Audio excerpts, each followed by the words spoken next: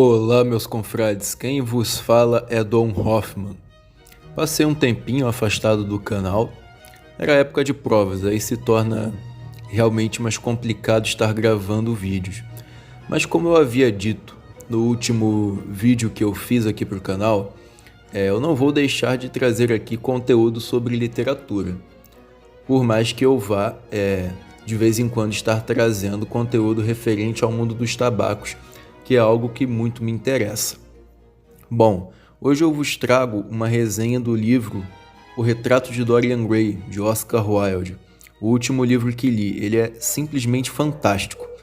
Bom, lançado em 1891 por Oscar Wilde, O Retrato de Dorian Gray, pode-se dizer, é um retrato da própria humanidade, ao menos um retrato daquilo que se procura ignorar, mas que ronda nossa espécie sem cessar através dos séculos.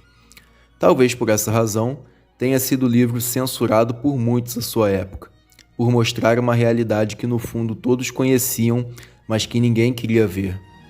Trata-se de um romance filosófico, pois ao mesmo tempo em que o autor desenvolve a história, ele disserta acerca das paixões de seu século, satirizando todo aquele moralismo que no fim era só uma máscara para esconder os verdadeiros hábitos dos viventes da era vitoriana, ou mesmo a sua covardia em viver como desejassem em razão das imposições da época. Pois para o autor, aquelas renúncias que os homens chamam de virtude nada mais era que uma tolice, enquanto que aquelas rebeliões naturais chamadas de pecado eram em si mesmas as consequências naturais da condição de ser humano. Não havia como escapar a isso, e recusar-se seria temerário, pois se estaria recusando a própria natureza.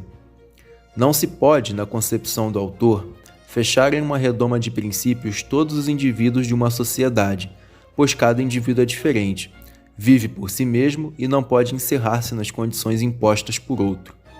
Todavia, como se vê da leitura do livro, mesmo que isso seja de fato uma característica humana, viver a sua própria essência sem limitadores traz sérias consequências para a vida, vez que vivemos no meio e ao meio pertencemos. Se tentarmos nos extrair por completo dele, tudo que restará é uma crise existencial em razão de não saber o que se está fazendo, um estranhamento de si próprio. Eis aí a resposta num escrito de outrora para os anseios e problemáticas vividas por muitos em nosso próprio século.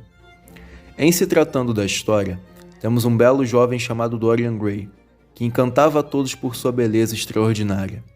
Certo dia, ele conhece um pintor chamado Basilio Hallward, que por ele fica fascinado, encontrando no mesmo o seu modelo, o seu ideal, a forma viva da expressão de sua própria arte.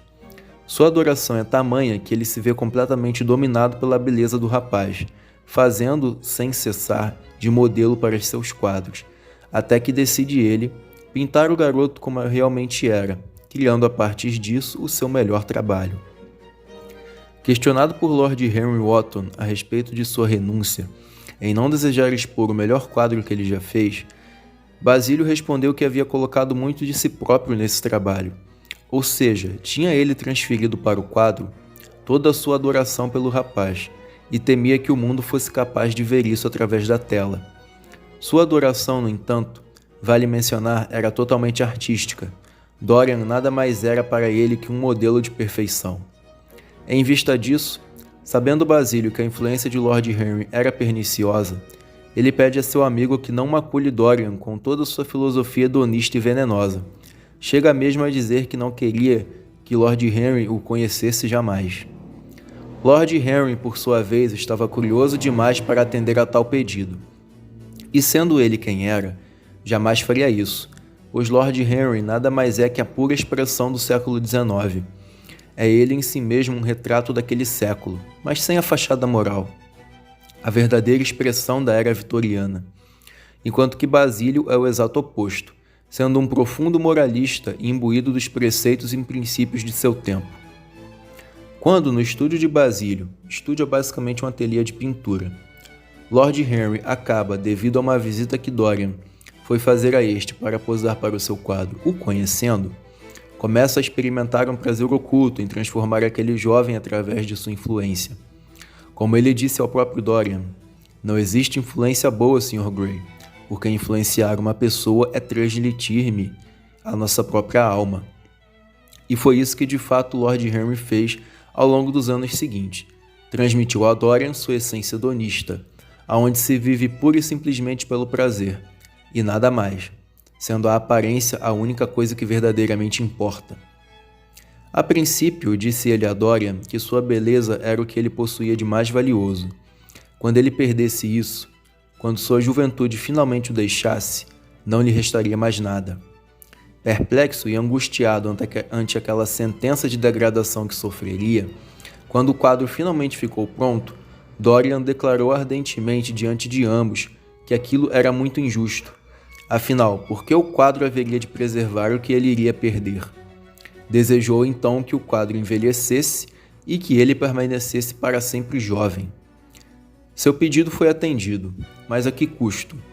O quadro suportaria durante toda a sua vida o peso, não só de seu envelhecimento, mas o peso dos pecados que ele cometeria pela influência de Lord Henry. Afinal, estava mudado.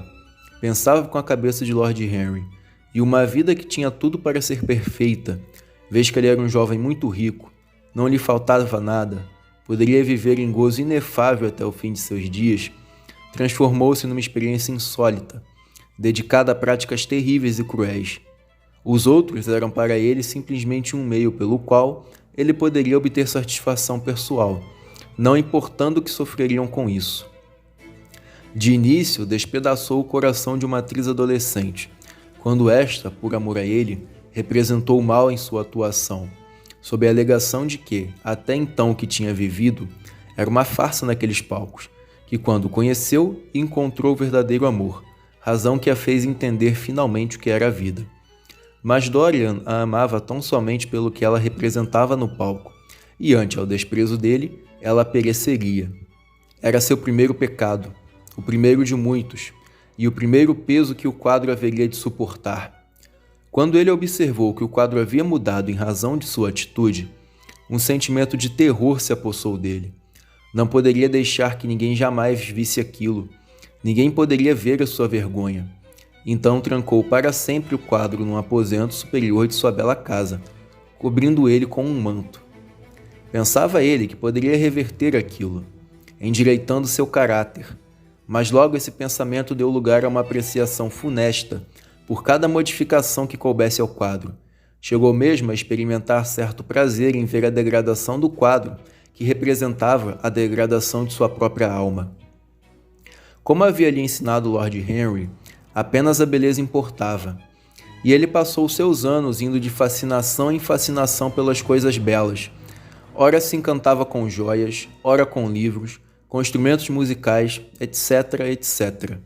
Todavia, o ápice de sua degradação, da influência de Lord Henry sobre ele, viria através de um livro que o mesmo havia lhe dado.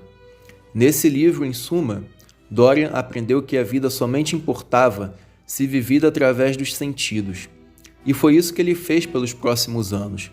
Nada mais lhe importava além da satisfação dos próprios desejos. Todavia, o preço que ele pagaria por isso seria demasiadamente alto. O quadro a tudo suportaria, mas ele não poderia suportar a sua própria imagem refletida naquela tela. Era odioso demais para ver a degradação de sua alma. Era pior que ver um cadáver em avançado estágio de putrefação num túmulo, ainda mais quando aquela tela estampava o pior ato que ele havia cometido em sua vida. Por fim, meus caros, nos resta esta reflexão: de que vale ser belo se sua alma, se seu espírito está completamente imaculado daquilo de mais horrendo que se possa vislumbrar. Isso nada mais seria que uma veste pomposa recobrindo a um cadáver. Por fora, belo e vistoso, por dentro, putrefado, ignóbil, violento. Satisfazer os próprios desejos, sejam eles quais forem, não importando o mal que possam causar. Certamente isso traz consequências terríveis para si próprio, pois no fim, a consciência existe para nos advertir de nossas incorreções, e é ela capaz de ser mais pesada que qualquer fardo que carreguemos em nosso espírito. Um livro imoral? Podem perguntar. De jeito nenhum. Apenas a realidade nua e crua em sua verdadeira forma. Eis aí, nesse livro poético, o retrato que o autor queria fazer de sua própria época e da hipocrisia de seus contemporâneos. Bom, meus caros, foi isso. Eu escrevi essa resenha hoje cedo, terminei a leitura do livro ontem e basicamente é um livro fascinante. Eu recomendo a todos que leiam. Como eu disse mais cedo, trata-se de um romance filosófico, um romance gótico, né? Devido ali à época em que se passava, na era vitoriana. E é isso, meus caros. Espero que tenham gostado. Até a próxima!